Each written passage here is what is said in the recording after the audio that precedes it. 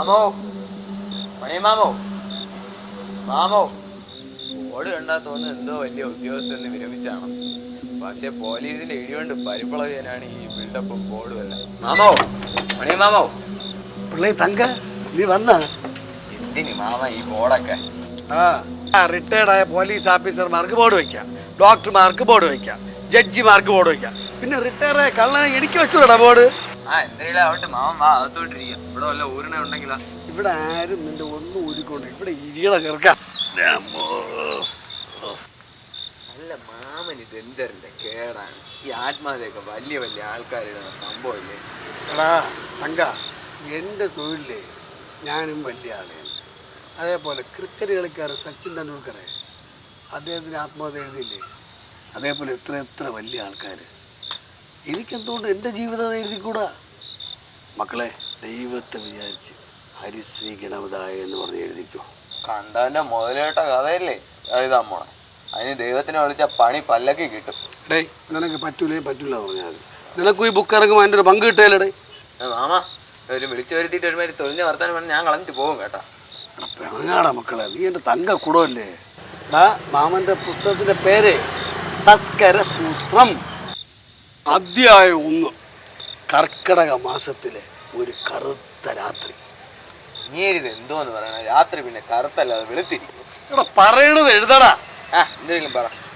കൂരാക്കൂരിട്ടിൽ കരിയിലകൾ വീണ ഇടവഴിയിലൂടെ ഞാൻ പമ്മി പമ്മി നടന്ന്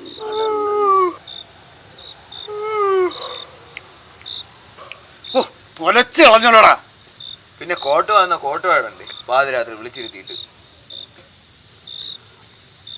കൂരിരുട്ടിൻ്റെ നിശബ്ദതയിൽ ചീവിടുകൾ കരഞ്ഞു തുടങ്ങി. അങ്ങകലെ മിന്നാമിനിങ്ങിൻ്റെ വെട്ടത്തിൽ ആ കോടീശ്വരൻ്റെ വീട് തെളിഞ്ഞു കാണാം. അല്ല മാമ, ഒരു കാര്യം ചെയ്യും.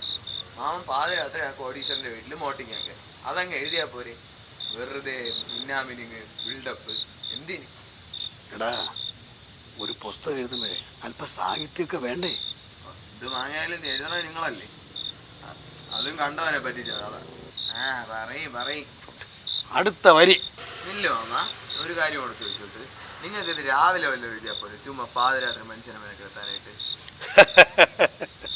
എടാ, ഒരു കള്ളന് രാത്രിയാണ് അവൻ്റെ പകല്, പകലാണ് അവൻ്റെ രാത്രി.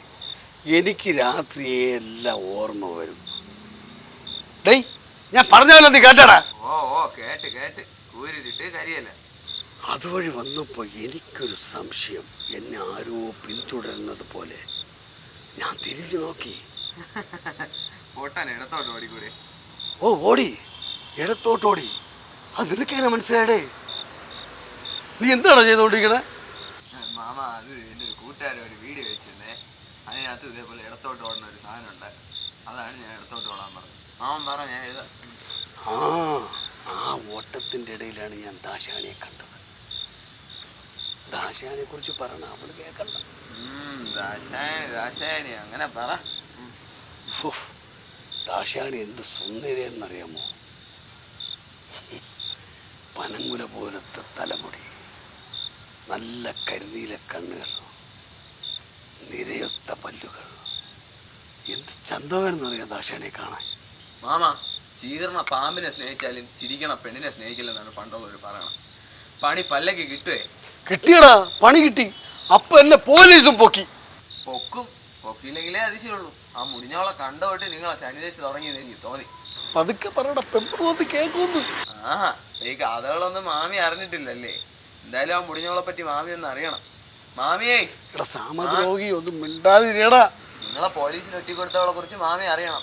ഒരു നേരത്തെ ചോറെങ്കിലും ഇവിടെ നിന്ന് കഴിച്ചതാണ് ഞാൻ. അതിന്റെ നന്ദി എനിക്ക് കാണിക്കണം. മാമിയേ, ചെല്ല്, വിളിക്കുന്നു. എടാ മഹാഭാവി, ഈ ദാശാണി ആണ്ട് അകത്തിരിക്കണ എൻ്റെ പെമ്പർ തോത്തി. നീ അവളെല്ലടാ കാട്ടവരാതി എന്നൊക്കെ വിളിച്ചത്. ഇതെനിക്ക് ഓണം തന്നെ. അവരെ പേര് ദാശാണി എന്നായിരുന്നാ? സത്യം പറയാലോ അമ്മ, എല്ലാവരും കള്ളൻ്റെ പെണ്ടാട്ടി എന്ന് വിളിക്കണോണ്ട് എനിക്ക് അതേ അറിയാവുള്ളൂ.